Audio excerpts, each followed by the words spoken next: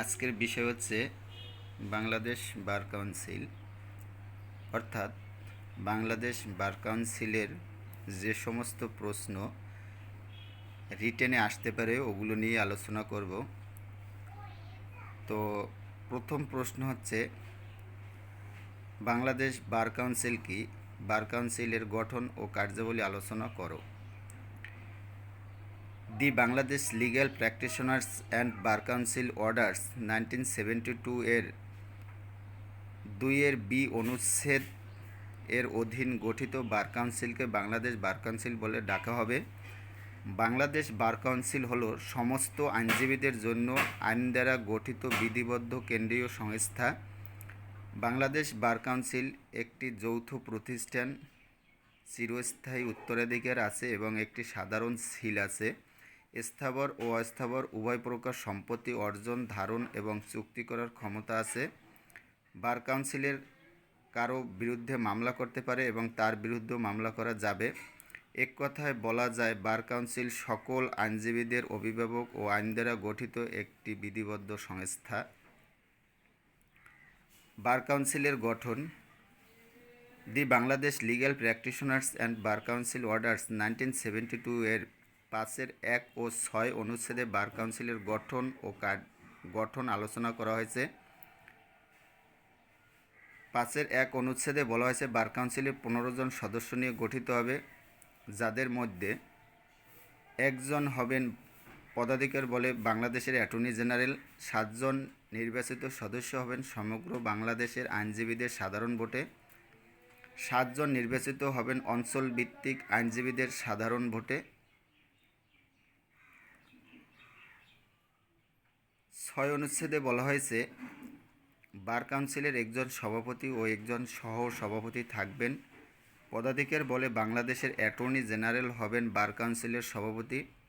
সহ সভাপতি নির্বাচিত হবেন নির্বাচিত সদস্যগণের মধ্যে সংখ্যাগরিষ্ঠের ভোটে।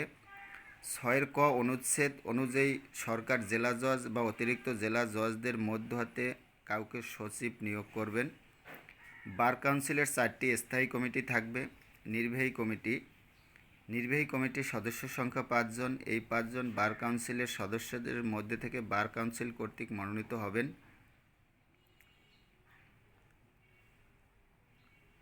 আইন শিক্ষা কমিটির সদস্য সংখ্যা 9 জন। এই 9 জনের মধ্যে বার কাউন্সিলের নির্বাচিত সদস্য সংখ্যা 5 জন। 2 জন বিশ্ববিদ্যালয় আইন বিষয়ক শিক্ষক এবং 2 জন প্যানেলভুক্ত আইনজীবীদের মধ্য থেকে বার কাউন্সিল কর্তৃক নির্বাচিত হবে। আইনজীবী তালিকাভুক্তি বা নিবন্ধন কমিটির সদস্য সংখ্যা মোট 5 জন। প্রধান বিচারপতি কর্তৃক মনোনীত আপিল বিভাগের একজন বিচারক, যিনি হবেন সভাপতি। প্রধান বিচারপতি কর্তৃক মনোনীত হাইকোর্ট বিভাগের 2 জন বিচারক। বাংলাদেশের অ্যাটর্নি জেনারেল বার কাউন্সিলের নির্বাচিত সদস্যদের মধ্য থেকে একজন। অর্থ কমিটির সদস্য 5 জন। এই 5 জন বার কাউন্সিলের সদস্যদের মধ্য থেকে বার কাউন্সিল কর্তৃক মনোনীত হবে। এছাড়া আরও 6টি কমিটি থাকবে: law reform committee, house committee, relief committee, role and publication committee, অভিযোগ ও শৃঙ্খলা committee, human rights and committee.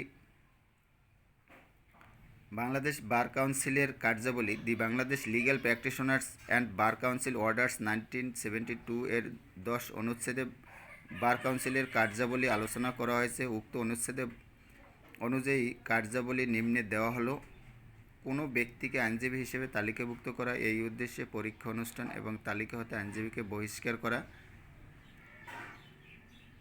আইনজীবীগণের তালিকা প্রস্তুত এবং সংরক্ষণ করা, আইনজীবীগণের পেশাগত আচরণ ও শিষ্টাচারের মান নিয়ন্ত্রণে বিধিবিধান আরোপ করা, তালিকাভুক্ত আইনজীবীদের বিরুদ্ধে অসদাচরণের অভিযোগ শ্রবণ ও বিচার অনুষ্ঠান করা, তালিকাভুক্ত আইনজীবীদের অধিকার, সুযোগ সুবিধা এবং স্বার্থ রক্ষা করা, বার কাউন্সিলের তহবিল সুষ্ঠু ব্যবস্থাপনা ও বিনিয়োগের ব্যবস্থা করা, বার কাউন্সিলের সদস্যগণের নির্বাচন অনুষ্ঠান করা, বার কাউন্সিলের কমিটি কর্তৃক অনুসরণযোগ্য কার্যবিধি প্রণয়ন করা, আইনগত শিক্ষার মান উন্নয়ন এবং এরূপ উন্নয়নের জন্য বিশ্ববিদ্যালয়ের সাথে পরামর্শ করা, উপরোক্ত কার্যাবলী পরিচালনার উদ্দেশ্যে প্রয়োজনীয় অন্যান্য সকল কার্যাবলী সম্পাদন করা। বাংলাদেশ বার কাউন্সিলের এনরোলমেন্ট কমিটির গঠন ও কার্যাবলী আলোচনা করো। বার কাউন্সিলকে আইনজীবী সম্প্রদায়ের অভিভাবক বলা যেতে পারে। The Bangladesh legal practitioners and bar council orders 1972 এর 11(b)(1) অনুচ্ছেদে বাংলাদেশ বার কাউন্সিলের এনরোলমেন্ট কমিটির গঠন ও কার্যাবলী আলোচনা করা হয়েছে। এনরোলমেন্ট কমিটির গঠন। এনরোলমেন্ট কমিটি সদস্য সংখ্যা 5 জন। প্রধান বিচারপতি কর্তৃক মনোনীত আপিল বিভাগের একজন বিচারক, যিনি হবেন সভাপতি। প্রধান বিচারপতি কর্তৃক মনোনীত হাইকোর্ট বিভাগের 2 জন বিচারক। বাংলাদেশের অ্যাটর্নি জেনারেল বার কাউন্সিলের নির্বাচিত সদস্যদের মধ্য থেকে একজন।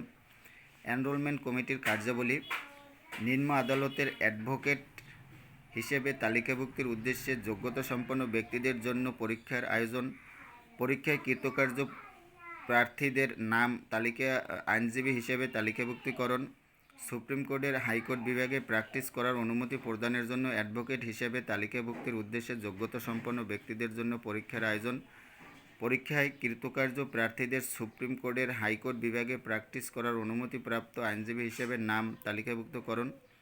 উপরোক্ত কার্যাবলী সম্পাদন করার জন্য যে সমস্ত আনুষঙ্গিক কার্যাদি সম্পাদন করা আবশ্যক, উহা সম্পাদন করা।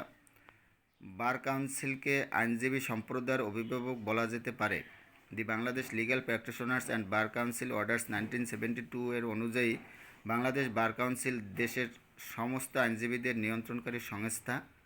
আইনজীবীর সর্বোচ্চ নিয়ন্ত্রণকারী সংস্থা হিসেবে কোনো ব্যক্তিকে আইনজীবী হিসেবে তালিকাভুক্ত করা, এই উদ্দেশ্যে পরীক্ষা অনুষ্ঠান এবং তালিকা হতে আইনজীবীকে বহিষ্কার করা, আইনজীবীগণের তালিকা প্রস্তুত এবং সংরক্ষণ করা, আইনজীবীগণের পেশাগত আচরণ ও শিষ্টাচারের মান নিয়ন্ত্রণে বিধিবিধান আরোপ করা, তালিকাভুক্ত আইনজীবীদের বিরুদ্ধে অসৎ আচরণে অভিযোগ শ্রবণ ও বিচার অনুষ্ঠান করা, তালিকাভুক্ত আইনজীবীদের অধিকার, সুযোগ সুবিধা এবং স্বার্থ রক্ষা করা, বার কাউন্সিলের তহবিল সুষ্ঠু ব্যবস্থাপনা ও বিনিয়োগের ব্যবস্থা করা, বার কাউন্সিলের সদস্যগণের নির্বাচন অনুষ্ঠান করা, বার কাউন্সিলের কমিটি কর্তৃক অনুসরণযোগ্য কার্যবিধি প্রণয়ন করা, আইনগত শিক্ষার মান উন্নয়ন এবং এরূপ উন্নয়নের জন্য বিশ্ববিদ্যালয়ের সাথে পরামর্শ করা, উপরোক্ত কার্যাবলী পরিচালনার উদ্দেশ্যে প্রয়োজনীয় অন্যান্য সকল কার্যাবলী সম্পাদন করা।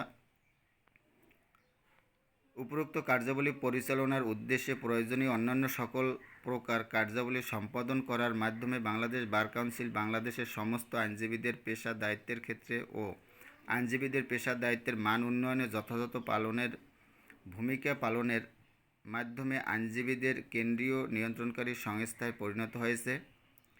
সুতরাং বাংলাদেশ বার কাউন্সিল আইনজীবীদের অভিভাবক কেন্দ্রীয় নিয়ন্ত্রণকারী সংস্থা হিসেবে উপরোক্ত দায়িত্বসমূহ পালনের সফল হওয়ায় বাংলাদেশ বার কাউন্সিল বাংলাদেশের সফল আইনজীবী সম্প্রদায়ের সংস্থা হিসেবে আখ্যায়িত করা হয়েছে। বাংলাদেশ বার কাউন্সিল ট্রাইব্যুনাল এর গঠন ও কার্যাবলী: